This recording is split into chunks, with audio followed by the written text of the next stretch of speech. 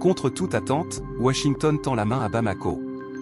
En visite officielle, Nick Shaker a rencontré Abdoulaye Maïga Diop pour relancer un dialogue longtemps fragilisé.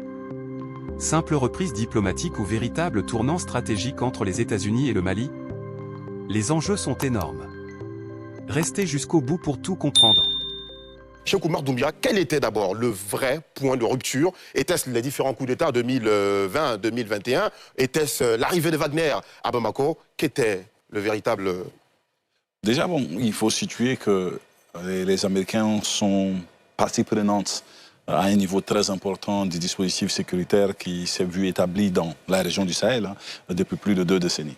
Et à partir de là, par exemple, l'intervention Serval au Mali en 2013 a été logistiquement, par la logistique soutenue par les Américains, et toute la période de présence onusienne a bénéficié d'un apport en termes de renseignement et en termes de certains logistiques par les Américains. Donc ils sont impliqués dans cette dynamique-là depuis fort longtemps. Maintenant, rompre avec cette dynamique, bien évidemment, c'est aussi en partie rompre avec eux. Très bien. Mohamed Noudjarassouba qui nous a rejoint sur ce plateau. Bonsoir, merci d'être avec nous. Quelle est votre analyse justement de cette visite de Nick Shaker à Bamako ces jours-ci? Il y a 2 aspects. Il y a l'aspect économique et l'aspect géopolitique.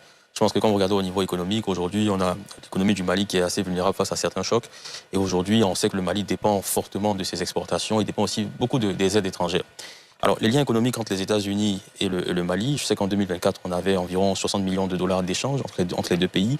Et le Mali, justement, avait beaucoup bénéficié lors des dernières années de environ 80 milliards de ce qu'on appelait la USAID, donc l'aide internationale des États-Unis. Et depuis la rupture diplomatique entre les 2 pays, il y a eu justement un impact sur les populations, notamment dans le secteur de la santé où les populations ont été beaucoup impactées. Aujourd'hui, Washington adopte une nouvelle attitude qui, avant, quelle était la condition pour justement qu'il y ait une coopération entre Washington et d'autres pays? C'était justement qu'il y ait un ordre démocratique. Et là, aujourd'hui, on nous dit non, même si la démocratie n'est pas réellement rétablie au Mali, on est amené justement à recollaborer ensemble. Je pense que ça fait partie de la nouvelle politique extérieure du président Trump qui veut aussi sans doute réchauffer les investissements entre le Mali et les États-Unis. Après, il y a l'angle géopolitique, vous le savez, les pays de l'AES donc s'étaient beaucoup rapprochés de la Russie à travers Wagner, par exemple. Et là, aujourd'hui, les États-Unis ont cette volonté-là, cette velléité-là de reprendre une certaine influence sur l'Afrique de l'Ouest. Donc ça passe par là. Très bien. Docteur Arthur Kamena Yoboué. Oui, moi, personnellement, il y a un principe qui revient. Les États n'ont pas d'amis, n'ont que des intérêts. Et ça, je l'observe dans la dimension surtout des États-Unis quand on se réfère à sa politique étrangère. De considérer d'abord ses intérêts, de considérer d'abord la relation que les États-Unis ont avec ses alliés, qui, à un moment donné, ils sont soutenus parce qu'ils leur profitent, et puis à un moment donné, lorsque les intérêts sont menacés, ils deviennent des obstacles. Donc, pour moi, au regard de l'enjeu géopolitique de la sous-région qui voit la présence des Russes, qui s'est vraiment installée dans l'espace AES, je me dis que la politique des États-Unis qui est de ne pas laisser un territoire, une région sous influence étrangère, sans son hégémonie, ramène la question de l'implication de ce que j'appelle le soft power. C'est-à-dire quoi? Les États-Unis ont 2 modes de fonctionnement. Il y a le hard power, il faut utiliser la force, comme on l'a vu avec le Venezuela et puis plusieurs décennies de guerre, pour imposer son hégémonie. Et puis il y a le soft power qui consiste à utiliser la voie diplomatique, la voie de la culture, de l'éducation, pour pouvoir influencer les régions. Donc pour moi, c'est dans cette dynamique-là. Mais en même temps, les États de l'AES ont compris le jeu, à mon avis. Compris le jeu, c'est pourquoi ils insistent sur le principe de comprendre la géopolitique actuelle dans la nouvelle configuration des relations. Donc je sais que de part et d'autre, les États ne sont pas dupes, mais chacun s'arrange à ce que ses intérêts soient vraiment privilégiés. Et dans ce jeu politique-là, si vous observez bien, c'est le territoire qui a la ressource stratégique qui arrive à imposer. Et je pense qu'à l'état actuel, c'est une forme d'implication des États-Unis qui essaie de revenir, mais qui ne revient pas dans le sens d'aller les mains vite. Alamine Fofana. Oui, comme le docteur Tukamnan l'a dit, les États n'ont pas la main des intérêts, la nature aussi horreur du vide.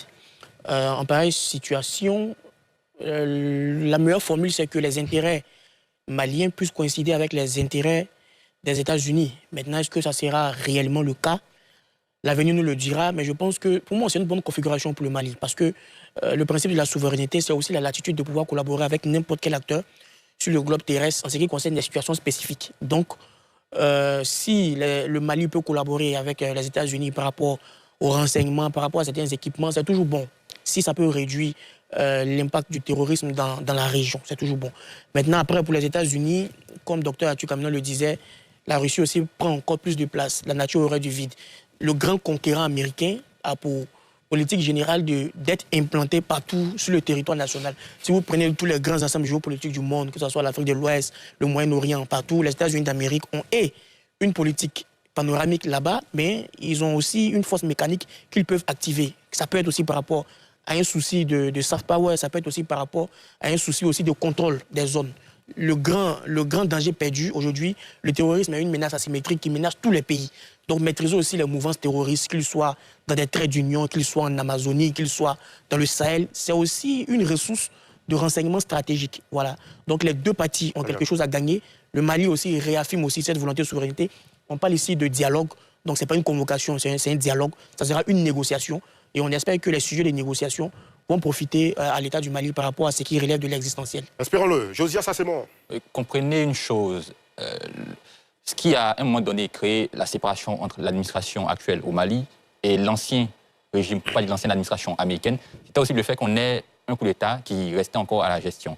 Et les démocrates, à l'époque, disaient qu'il fallait qu'on organise des élections, qu'on passe à la situation de transition, à une situation effective, officielle, où on a un président effectivement choisi par la population. C'était l'un des éléments parmi les nombreux éléments ou les nombreuses raisons pour lesquelles il y avait le différend. Aujourd'hui, si on revient par exemple au cas ivoirien, ça ressemblerait au fait qu'on a par exemple le PPACI qui participe à des élections. Qu'est-ce que ça donne? Ça donne une bonne marge de manœuvre à un parti puissant, fort, qui cherche à conquérir comme le RHDP, qui va par exemple conquérir le Pougon, qui va par exemple conquérir des zones qui étaient reconnues comme des bases qui appartenaient à ce parti politique-là. Et c'est la même chose qu'on est en train de voir, ou que l'on peut constater au niveau du Mali, avec la Russie qui s'était positionnée au niveau du Mali. Et aujourd'hui, les États-Unis, conscients de cette réalité, sont aussi désireux de jouer le cadre. Mais chose très importante, c'est que au-delà de cette rencontre, il y a aussi des choses qui ont été signifiées. Parce qu'en diplomatie, il y a des codes. Lorsque les États-Unis viennent, par exemple, vers le Mali, la première impression qu'on a, c'est que ce sont les États-Unis qui demandent ou qui cherchent. Ça peut être normal. Mais dans la discussion, il y a deux choses qui sont ressorties. L'une des conditions pour que les choses puissent aussi aller dans les deux sens parfaitement, c'était aussi que le Mali puisse se débarrasser de Africa Corps, qui est Wagner devenu la nouvelle organisation. Et aussi qu'on organise des élections pour mettre désormais un nouveau président. Et ça donne du côté du Mali une bonne impression, en ce sens où tous ceux-là qui critiquaient le Mali d'être un pays qui est en train de se refermer, donc abandonner certaines relations, surtout ce qu'on appelle l'Occident, pour la faveur pour certains pays comme la Russie, montre aujourd'hui au monde entier que ce n'est pas réellement la raison pour laquelle on est avec la Russie. On peut discuter avec tout le monde, et voici le cas des États-Unis. Alors, Cheikh Oumar Doumbia, qu'est-ce qui s'est passé? Est-ce que les États-Unis d'Amérique se disent finalement, le drame de Moura en 2022, on met ça sous le tapis, les accusations d'exactions commises par les armées et les supplétifs, on met ça aussi sous le tapis et on repart sur de nouvelles bases? Pour qui connaît les États-Unis, c'est qu'on ne remet jamais rien sous le tapis. Les Américains n'ont pas l'habitude de faire ça. Ils sont malins, sont très stratégiques. Ils se rendent compte qu'après le Venezuela, après avoir les Américains aient saisi des navires de la flotte fantôme russe, après que la France aussi ait saisi des navires de la même flotte fantôme dans ses eaux, après les dispositions militaires qu'ils sont en train de prendre en Iran, que tous ceux-là qui se sont placés sous cette influence russe sont en train de se rendre compte que, attention, le grand géant s'est réveillé quelque part. Et pendant cette période, il faut écouter Rubio, département d'État américain, qui le dit, le patron de celui qui s'est rendu au Mali, qui l'a dit clairement à un moment donné, a dit que tous les pays qui, surtout dans leur hémisphère, qui se mettent à agir dans ces gestations, peuvent s'attendre à ce que les Américains agissent dans le même ordre qu'au Venezuela. Ajoutez à cela, c'est un pays dont les services d'intelligence sont très développés. Ils se rendent compte aujourd'hui qu'avec l'avancée, surtout au Mali, des djihadistes dans les zones ouest et sud du pays, le pays peut être en quête d'une nouvelle alternative. C'est le moment de dire, oui, vous avez choisi de travailler avec les Russes, peut-être que les résultats ne sont pas satisfaisants, nous sommes là. Nous pouvons apporter cette alternative et peut-être qu'elle est beaucoup plus efficace que celle que vous avez choisie. Mais moi, je me dis que pour le moment, il y a quand même quelque chose qui coince. Parce que, comme on l'a vu dans l'élément, on a rappelé les 3 points stratégiques que le Mali met en avant. Le second point qui serait de respecter les choix des partenaires stratégiques du Mali. Et si les États-Unis mettent en avant le fait de se débarrasser de Africa Corp, est-ce que cela, c'est accepter les choix de partenaires stratégiques du Mali? Non. Dès le départ, il y a quelque chose qui cloche et qui peut faire objet d'un bras de fer. Mais qui connaît le fonctionnement naturel des mécanismes américains, c'est que c'est toujours une discussion. C'est toujours d'abord des agents de l'État qui viennent discuter. Et qu'ensuite, petit à petit, le ton peut se durcir et que ça peut devenir très compliqué. Pour le type de régime que nous avons au Mali aussi, c'est de se souvenir de l'histoire récente de cette zone. À quelques mois de la chute de Muammar Kadhafi ou de toute la difficulté qu'il a eue avec Sarko ou bien l'OTAN, Kadhafi était accueilli en grande pompe en France. Donc, en vrai, tout ce que les gens peuvent déduire en disant que oui, ça prouve ceci, ça veut dire cela, ça donne telle ou telle légitimité, moi, je vois toute autre chose se faire.